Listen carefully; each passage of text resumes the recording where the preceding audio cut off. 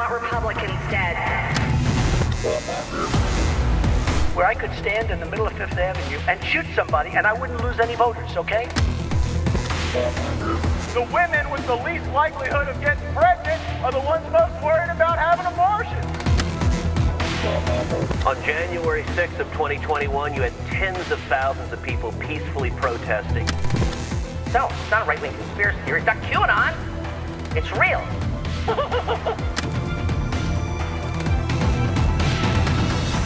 On today's episode of The Enemies List is my good friend and the great strategist, Stuart Stevens. We are going to talk today about something that will obviously, when you hear this, be in the rearview mirror, metaphorically speaking, and that is the New Hampshire primary. While we are recording this, we are mere hours away. We have the earliest results in from New Hampshire, from Dixville Notch, where Nikki Haley got 6 out of 6 votes. And as they say, Stuart, as Dixville Notch goes, so goes Dixville Notch. Yeah, you know, we've got New Hampshire coming up, and what do you think the stakes are for Nikki? And let's walk through where we see the next couple of days and weeks in this weird, soon to be over primary campaign. I think you called this 2 years ago, Rick, and I think it's just a question of how it's going to play out. It is like you're visiting with a doctor, you have a terminal disease, and he can tell you how it's going to end. He just can't tell you how long you have. Right. I think if she loses tonight, which seems like the most likely scenario, I think her campaign will be over. She may not realize it. It may be, you still think we're going out, but we're not. If she wins, right. There's a month between now and South Carolina. In that period of time, I don't think there's anything in South Carolina she can do to increase the vote that she has now. I think that's right. Yep. It's possible that Donald Trump could, do something. You can't say do something crazy. You could say, Donald Trump could have a Mitch McConnell physical moment. But if that happened, she's saying, and I want to be there in case something happens to Donald Trump. There is absolutely nothing legally or any other way, procedurally, to stop DeSantis getting back in the race. If Donald Trump dropped dead, right, walking off the stage after declaring victory in New Hampshire, DeSantis he's still on the ballot. Hell, I think you'd see a flood of other people jump I think in so. at that moment. Yeah. Right? Yeah. Even though some of the states we're past the due date on some of the states, I think you'd have a damn flood of people coming in. Yeah. And so it's Donald Trump's party. Where do you think her number is tonight, where she has to reach to stay even sort of humorously viable in the coming weeks? My number is she's got to beat it, or got to come with at least 15 points of Trump. I think is not going to do 15 it. Points. But 15 points. I know, right? In an ordinary election, you'd be like 15 points. You got your ass beat. You imagine you and I had a client, and the client says, "Look, guys, if you get me within 15 points, I think you'll do a great job. I'm going to be great. It's going to be great. We're going to be good. I'm going to. You're going to get that bonus. Just get me in shooting distance, yeah, boys. Yeah, you're going to get, forget the win bonus. We're going to have the 15 points bonus here. Lord, I think she'll probably be within 15 points. But there's two numbers to watch here always in New Hampshire. How is she going to do with registered Republicans, and how is she going to do with independents? So, as one of the geniuses involved in the Bush campaign in 2000, when we took a 64-point lead into New Hampshire and lost by 19, while outspending the other guy 3-1. Which, I just want to say for the record, this cannot be done casually. This takes professionals. This takes commitment. This takes commitment. You have to be really dedicated to it. You can't leave anything to chance. But even losing by 19, Bush lost Republicans, I think, by 2. Mm-hmm. And that's how skewed it was. So what is playing in Nikki Haley's favor is there's not a Democratic primary. So if you go back to that 2000 example, you had Bradley running against Gore in the Democratic primary. Sure.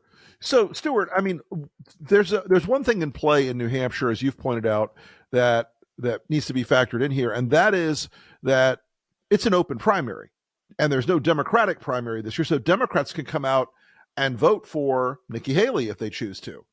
Well, I mean, I guess Dean Phillips is in the Democratic primary, but it's not really a Democratic primary. So you've got a situation now where Donald Trump and Nikki Haley could have the numbers upset by the fact that there are an awful lot of independent voters in New Hampshire, or independent, functional independents, whether they're really independent or just sort of notionally so. They could connect a degree of chaos into this race that I don't think we've fully estimated yet. Yeah, so 40% of New Hampshire voters are registered independents. They can vote in either primary. If you're registering today as a voter, why wouldn't you register as an independent? I mean, there's no downside to it. Plus, they have same-day registration. So you can be a Democrat yesterday, you can walk in the ballot and ask for a ballot and switch to Republican or an independent, and then vote in the Republican primary. Right.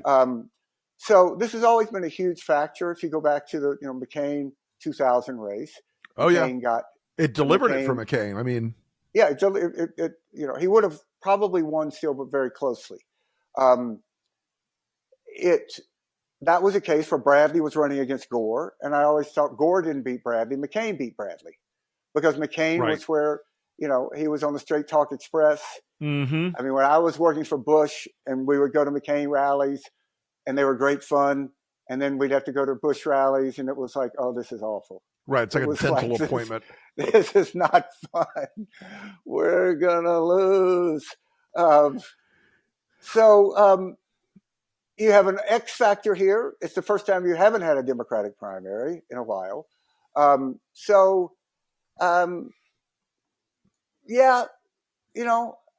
don't be fun, think could be funny, could be nothing. And look, Chris Sununu is out there. He's a popular guy. He's, I think, actually doing a very good job as a surrogate, being kind of a happy warrior out there. I've seen some of the spots he's running. But, I don't think it's going to be enough. And I don't think it matters if she wins. Right. Go back to 2000. Bush lost by 19, and he still won South Carolina 10 days later, I think it was. Yeah. And look, South Carolina is always a matter of win ugly. I think the thing about South Carolina for Nikki is that, as you said, she can't really do much to increase her vote total in her home state, but man, Trump sure can, and can do a lot in her home state to drag her down. What are you going to tell a South Carolina voter about Nikki Haley they don't already know? Right. And in that life imitating high school way, Nikki Haley has a lot of enemies in South Carolina. Sure. She belonged to a certain faction of the party. She defeated a lot of other people who thought they ought to be governor. And they're going to see this as a moment to get their comeuppance. Right. There's no love lost between her and the current governor, McMaster. Yeah, exactly. At all. Exactly. And, Nikki, God love her, she endorsed Romney in 2012. Mm-hmm. But when it did come in, the exits that Romney was losing badly, somehow, I don't know, there was a lot of traffic, and she couldn't quite make it to the election night event that night. That is a stunning sign of her great dedication and loyalty, don't you think? But I don't know. As they would say in New Jersey, there was some traffic. Yeah. So maybe on the bridge. So with Nikki, as the last person standing in the race, I think you're, like a lot of us, you and I've been talking about this a lot, and you and I and Reed and Joe have been talking about this an awful lot about just how delusional both a lot of folks in the media and a lot of folks in the party still are, even at this late date, that something's going to change the outcome of this primary. And it's just, let's draw out what the ground looks like for Nikki Haley after South Carolina. Let's just say she makes a decent showing in South Carolina. Then she goes to the bloodbath that is Super Tuesday. And that is the end of the line in my mind, bar none. There's no math there that adds up for her on Super Tuesday, despite her campaign putting out a memo that Super Tuesday is great for her. Yeah, look, I mean, let's just face it. She can't get indicted fast enough to win Super Tuesday. There's just not enough. There's just not enough friendly prosecutors who will go out and indict her. Right. Deep state Nikki. Yeah. And, there's been this, she has become the functional anti-Trump candidate in a Trump party. Yep. She's somebody who's losing $5 on every sale, but thinks they can make it up on volume. It's not going to work. There's really ultimately no rationale for her candidacy, except she's not Donald Trump. And that's a very compelling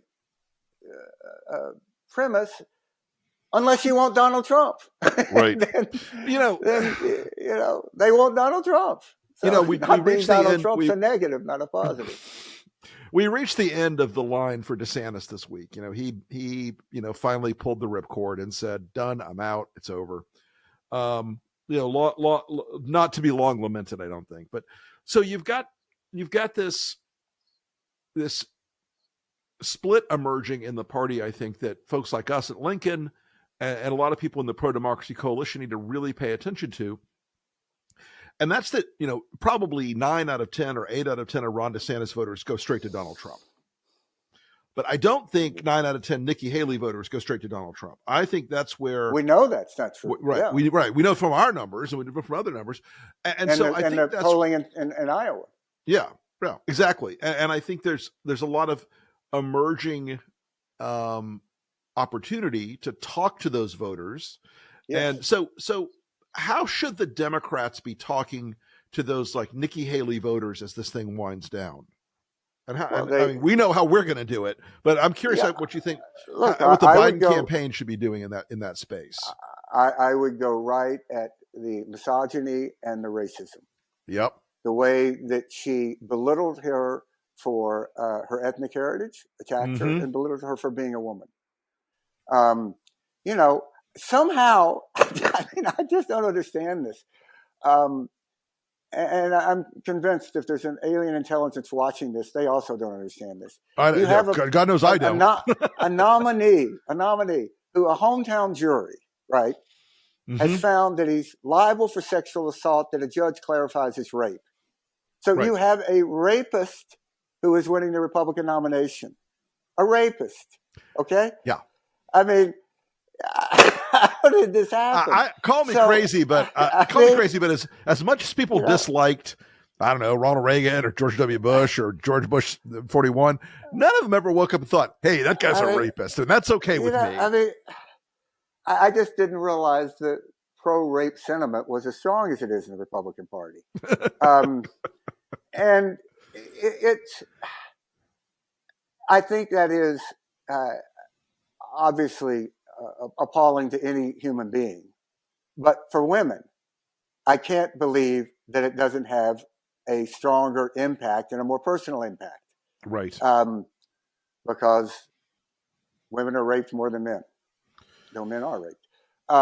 And I find it just so extraordinary that this isn't even being talked about, and that Nikki Haley isn't attacking him for it.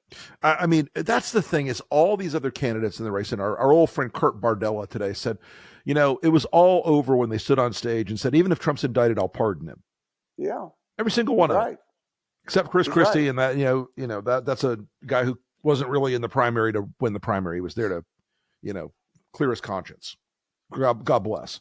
But this idea that we have no one attacking him on one of the most serious charges.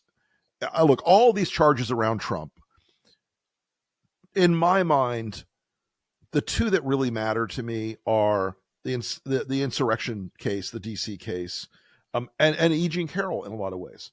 Because if you have a president who is an adjudicated rapist, a guy who a court has said sexually assaulted and raped E. Jean Carroll, and no one gives a shit about it, enough to like use it as in their fight against the guy. Well, I can tell you, folks, that will not be something lacking in the Lincoln Project's messaging this year, because American women are frankly under the gun right now. We've seen in the post Dobbs environment, these states passing these what I call unlimited government conservatism legislation, where they want to monitor women's periods, where they want to use big tech data to make sure that women aren't going out and slutting around and getting pregnant, and so they can't get abortions. I think women, as they always do, will end up playing a extraordinarily central role in the campaign this fall. Yeah, unless the 19th Amendment is repealed. Which there are people that are trying to shove that investment or that to Overton window. I imagine Peter Navarro and Stephen Miller have a plan like that. That's the equivalent of like the Green Bay Express or whatever his plan was to overturn the election. I thought there was an extraordinary number in the Iowa polls that Seltzer was doing for the Des Moines Register. The Republican Party in Iowa is now 68% men. Think about that. Self-selecting, it's 68% men. So I think that, when I worked in Iowa, I worked for Grassley, it wasn't that way. And it just shows the failure of the party to appeal to women. I think it's a huge issue. I love this new ad that the Biden campaign has launched with this woman from Texas who's a physician on the abortion laws. And look, I mean, you and I know better than most that for a lot of our Republicans, any of the abortion laws didn't really affect them, because if they got pregnant or they had a daughter who got pregnant, they had the resources to do whatever it took if they wanted to, terminate that pregnancy. And it has been a number of people, in a larger number than most people realize, and you've talked about this a lot, in the Republican Party, who are pro-choice. Now, we talk about pro-choice and pro-life in these binary forms, and ultimately they are. But, I mean, it doesn't take long if you have a discussion. If you go, okay, are you for abortion for sex selection, which the Chinese do all the time? I mean, I think people go, I don't know, maybe that's not a great idea. But that doesn't mean you're not pro-choice. Right. And this is why those who are against abortion keep trying to push it to this absurdist ninth month post-birth abortion. The baby is beheaded in the after it's been born, which really is one of the cruelest things you can say, because in cases where a woman carries a child to that stage, the personal pain and tragedy and grief that they feel, I just, it's unimaginable to me. I have a dear friend who's been trying to successfully have a child for a long time, and she has had miscarriage after miscarriage. It weighs so heavily, and I love her dearly. It weighs so heavily on her, and yet, there's a fear now that if she has a miscarriage and it gets reported, she could be and it's past the 6-week window, the state of Florida could say, "Oh, you're guilty of manslaughter." I mean, this is the kind of thing that I find that I think there's a bigger implication to the degree to which Republicans are willing to use the government to get into people's lives. And as you said, between 22 and 28%, depending on the state and some other factors, of Republican women are either actually pro-choice, like Roe v. Wade pro-choice, or they are government should stay the hell out of my life pro-choice. Like, stop telling me what to do. Libertarian pro-choice, if you want to put it that way.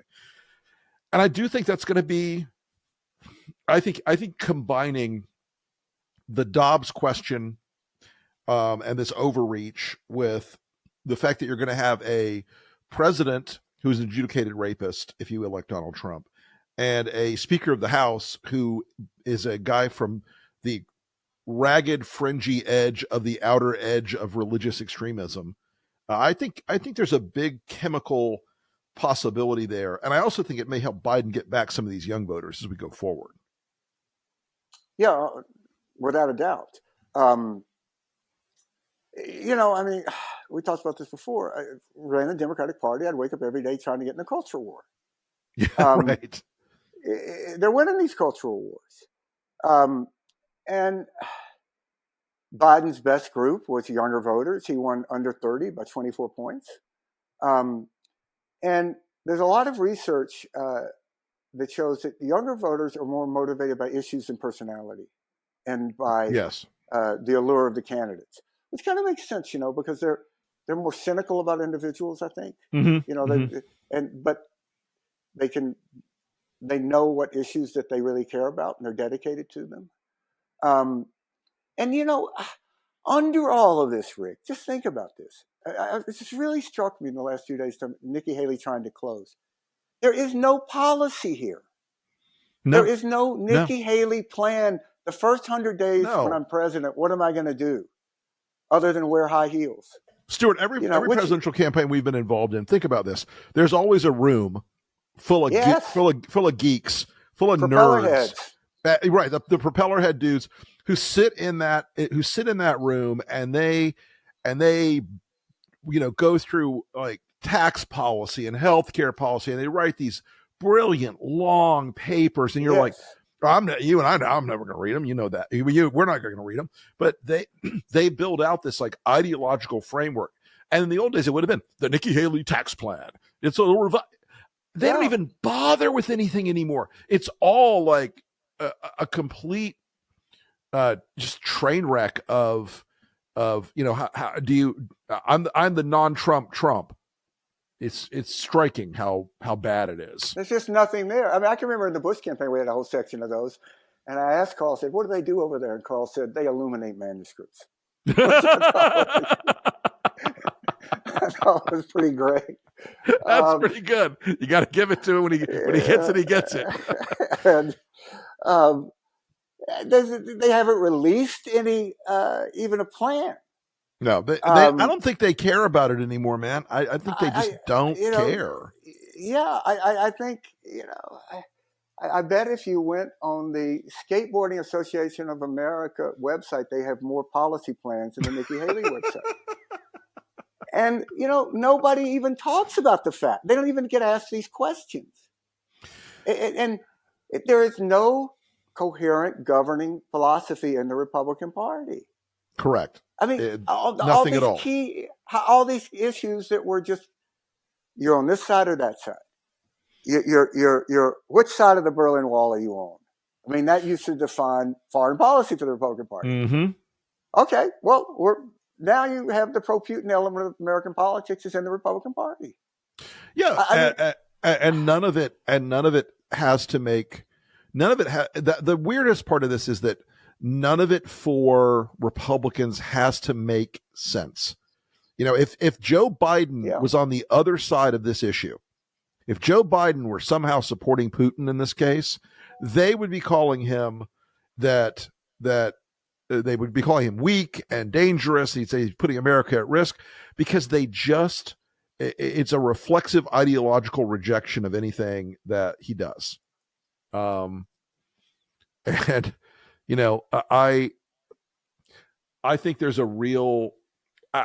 look, Trump transformed elections into the spectacle and the personality contest, and transformed he rebooted the way Americans looked at elections, I think, in some fundamental ways. But at some point, you got to feel like there's got to be a there somewhere underneath it all. I mean, look, Biden is a guy with some plans and ideas and policies, and they may not be what his progressive base wants, and they may not be what everybody in the Republican Party wants, but at least he's got an ethos. At least he's got something in the middle of the whole thing. Yeah, look, just take a piece of paper, divide it in half. What do you get with Biden? What do you get with Trump? Well, right. Take them at their word. With Trump, you get the final battle. You get retribution. Mm-hmm. You get the politicization of the military. You get the politicization of the civil service. Yep. You get the Justice Department going after any opponents. You get a world in which the power of the government is going to be used to attack corporations and businesses that he sees as offensive to him and not supporting him. That's what you're going to get. That's what he says. Okay? Yep. What do you get for Biden? You know, I mean, you get a lot of stuff. This is a guy who gave you the infrastructure plan. This is a guy that gave you this CHIPS bill, which is critically important. This is a guy who's holding together the coalition that is stopping the greatest evil since World War II from winning the greatest ground war in Europe since World War II. And just to remind you folks, sweeping across Europe. Yes. Yes. I mean, I think if Donald Trump is elected president, I would advise everybody who would like to take a road trip from Paris to Warsaw, do it now. Because you're not going to be able to drive. The traffic's going to be pretty bad going either way. Unless, you have like a Russian passport in 5 years, you're going to hit a border. You have Donald Trump up there saying we're not going to defend Taiwan. Somehow, how did Republicans end up to the left of Bernie Sanders? How did this happen? I was thinking about voting for Trump, and I'm going to go with Sanders because I really feel strongly about standing up for Taiwan. Right. It is. But look, I mean, I guess all of this is predicated still on the fact that, and we've been talking about this a lot, Donald Trump is not a well man. When you look back now on 2017 to 2020, the Donald Trump that we thought back then was crazy, off the rails, bizarro world, completely nuts. We look at him now and we're like, I don't feel a lot of pity for Trump at any point, but I look at him now, I'm like, this guy's tired. He's out of his depth right now. This is crazy. So it's only going to get worse. This is why I think I think Biden is likely to win this race. There's greater odds he's going to win this race decisively than Trump would win it decisively. Right. And I think that there are greater odds that Biden will win than Trump will win. I mean, you just really have to step back from it and say, is America a country that wants to elect a man who has been found to be a rapist? Is it really a country that wants to elect a man that believes that Putin should win a war against a European democracy? And the basic decency factor here. So I thought there was a really interesting poll. The Marist, this is a pretty good polling operation. They had a poll in New Hampshire. Yeah. They had Biden's favorables at 38. Right. And yet Biden was winning 52 to 45. And I thought that was really interesting. And I think we're going to see more of that. I think that the traditional correlation between approval and ballot is going to be skewed in this election for a couple of reasons. One, the majority of Republicans don't think that he's a legally elected president. So if you don't believe you have a legally elected president, what in God's name can you tell that person to have a favorable opinion of him? Okay, look, I know you think he stole the office, but how about that infrastructure plan, baby? What do you think? How about that CHIPS thing? Get that insulin shot that your dictator gave you. There's nothing you can say. If I was polling, I would just take those people and throw them out of the sample. And I think they do skew the samples. And it's where the race is now is not where the race is going to go. I think that the stark choice between the two is going to get greater. And, Biden's strength is stability. He's not going to become unstable. Trump's weakness is instability. And he's going to become more unstable. Correct. For all kinds of factors. The normal ones are fatigue, but also winning is going to reinforce his worst instincts. I think that's something we have yet, that most people in this country have yet to grapple with, is that when Trump is ahead, he engages in his very nastiest, ugliest, and most destructive behavior. When he feels confident, he gets out there. I mean, let's remember, one of the reasons that Trump won in 2016 was all the public polling was saying he was getting his head handed to him by Hillary Clinton, that it was over. Right. And he sort of retreated into silence. He kind of withdrew. He went back to Trump Tower. He wasn't out there banging the drum. It wasn't as crazy as it had been. And his numbers started to go up. And I heard anecdotally that Bannon and Kellyanne and some other people had seen that in their tracking, that his numbers were going up, and they couldn't understand it. But it was because he'd shut his damn mouth. Yeah. There was no expectation in their campaign he would win. That's a great piece of mythology in Trump world, that they knew they would win. They absolutely believed they would not win. And so that idea that Trump was somehow, when he shut up, he actually did better. You know, he only does that when he feels like he's losing. So I think because he's winning this primary so decisively, he's going to act out and be the biggest asshole he can be, because that's sort of like wired deeply into his behavior. Donald Trump is the guy who goes to a party, has 3 drinks, drives home, and becomes convinced drinking enhances your ability to drive. That's better. You know, if I'd had 4 drinks, I would have even driven better. It's the wrong causal impact. And I think that is going to be a huge factor here. I think that part of it, discipline that they were able to impose upon Trump in leading up to now, was the fear of losing the primary. And they were able to, La Savita and Susie Wild were able to convince him, we need a real organization in both these states. You didn't have one in Iowa and you lost. And he said, okay, we'll do that. They had precinct captains, I understand, in every precinct in Iowa, which is hard to do. There's over 1,700. Yep. Our friend Dave Carney, longtime political guy, who has a striking resemblance to Ignatius Riley in Confederacy of Dunces, including his fondness for a yo-yo. Have you ever seen Dave working the yo-yo?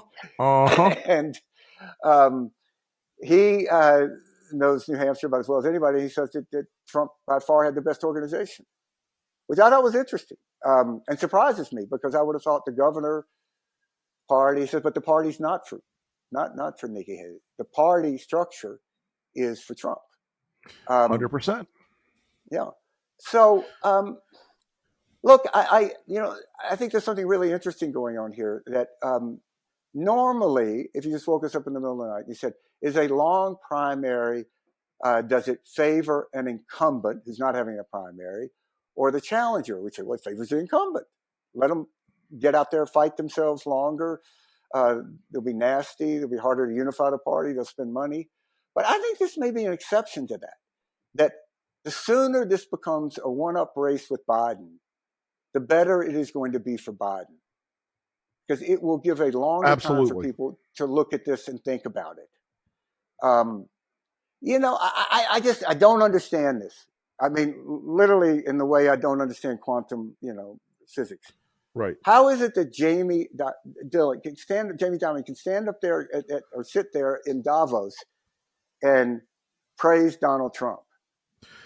I mean, how is this I'll tell you, part of it, Stuart, is because Jamie Dimon is in Davos, because Jamie Dimon lives in a world where if Jamie Dimon could get all of the policy outcomes of taxes slanted to the 150 or so biggest single individuals and hedge funds and private equity firms in the country, without Donald Trump's craziness, he would be out there doing cartwheels. But this is telling you also that even a guy like Jamie Dimon, somebody at that level, does not does not have the courage to say, the thing that makes capitalism actually work in America is where it's capitalism in America, and not, and that this country protects the rights of individuals and there's a rule of law and everything else, because this idea, this conception that, oh yeah, well, we've got to listen to the people who want to burn down the Capitol. That's sort of luxury good for a guy like Jamie Dimon, who if it goes wrong here, if things go south here, Jamie Dimon flies off and lives in Switzerland and he's fine. The rest of us, not so much. Yeah, what gets me about these guys is they got a pretty good deal here. Being a CEO in America is like pretty good, Yeah. Or would you rather be a CEO in Russia? How's that working out for those guys? Yeah. Nobody's loving that. Yeah. You really want to live in a house with no windows. And never be able to like get on a plane. Right. It really is. I think, and I've said this for a long time as part of my Rick Stradamus prediction series, that every CEO who said after January 6th, 2021, I will never be with these people who were insurrectionists. We will never give them money. Well, 90 days later, they were all giving them money again. And the same people who said, I will never support Trump again. I'm all in with DeSantis. I'm all in with Guess what? At the end of the day, they're going to be all back with Trump again. They're going to all roll in there and they are going to flood the zone. And frankly, Trump's going to collect from them at like 3 times the normal rate, because the vig of having supported DeSantis or Nancy, excuse me. I said Nancy or Nikki is going to be high. You got to dig. Yeah, they're going to have to dig themselves out of that hole. So, we got the socialist as president, and so the Dow hits record highs. Yeah. We should think of how it would be if we had a communist. Let's get with it, Right? I mean, let's go full Leninist here. We're going to really kick it now, guys. The lowest unemployment, there basically is no functional unemployment in America. And the amazing thing about Dimon is this is a guy whose company right now is doing extraordinarily well on Wall Street. It's not there, folks, because Joe Biden is some sort of like wild-haired socialist seizing the means of production. It's because the 5 it's year a stable Biden plan. Government. Yeah, so Biden had a 5-year plan to make the rich richer. Right. Okay. Yeah, I mean, to the barricades. I keep making the argument that Joe Biden is the conservative choice. You have a situation that the money that's being spent in Ukraine, 90% by the U.S., 90% of it is being spent in America. Yep. There are armament plants across America. Like, there was an interesting profile of one. I had no idea that most of the artillery shells, you probably know this because you know all this military shit, that most of the artillery shells that we make are made in some plant in Pennsylvania. Yep. And, they've gone to 24-hour shifts again, just like Rosie the Riveter. Yep. And how it's an interesting piece, how, it's, well, look, down in Ron DeSantis' home state, where the war in Ukraine that he opposes, we've got folks in Orlando, Florida, cranking out Patriot missiles 24 hours a day. Yep. And they're making, those people are making something like an average of $105,000 turning wrenches on an assembly line a year. This is a good job in a way that people would latch on to no matter what. Josh Hawley, you've got a guy who in his home state, there are 6 or 7 major defense contract factories producing equipment for the war against Russia that Ukraine, not America, is waging. And so Hawley, because being a pro-Putin, shill is required now, he would rather lose the war and hurt his people economically than to continue the support of our Democratic allies. It's amazing. Yeah, it is amazing. The same in Mississippi and Pascagoula Shipyard. Sure. Same across, the Gulf Coast Sure. in Alabama. Absolutely. It's just astounding to me. But look, Rick, I got to ask you a question because you have a good feel for these things. Do you think that they are going to get a deal on the border in Ukraine? No. What do you? I honestly don't. So? I think the opposition in the House. I think the deal that Mike Johnson made, because while the crazies muttered and made a few little public noises about the continuing resolution, it was like much less than they could have or that I expected they would do. And so I am semi-convinced right now that they made a deal where he said, I will drag the border thing out. It'll hurt Biden politically, and it's an excuse not to do Ukraine. And it's really going to depend on Mitch McConnell's health in the coming weeks and months, if he will push this hard enough. And it's going to depend on the president. And if we abandon Ukraine, it will be a stain on our history that people have yet to fully contemplate. Generational. No, it will make the ripples in American foreign policy after the Vietnam War look like nothing. Yeah. So, yeah. Well, on that happy note, we're going to watch. We always end on an upbeat here. Ray of sunshine here. We're going to watch the primaries tonight. You won't hear this podcast in time to know that we're going to do our live streaming show, The Countdown, on LPTV, and we're going to do our live streaming show, The Strategy Room, every Tuesday on Resolute Square. But folks, pay attention. We're going to have a lot more to say about this race, and obviously we are at, as I like to say, the end of the beginning of the 2024 election. Thanks, Rick. Thanks, Stuart. My very micro level rant this week, my addition to the enemies list this week is Governor Chris Sununu of New Hampshire. Now, he is backing Nikki Haley. He's out there right now swinging the axe as hard as he can for Nikki, saying that Trump is unstable, saying that Trump isn't cogent, that he needs a teleprompter, mocking Trump's age. And I got to say, the problem with this is that the performative nature of this little tiny edge of the Republican politics is such bullshit, because he's already said he's going to support Donald Trump when Trump wins the primary. Okay? It is a absolutely stunning example of just how broken the party really is. If just how broken and how completely shattered they are by the corruption of Trump. And that corruption is real. That corruption is massive. And I really find that a guy like Sununu really represents it.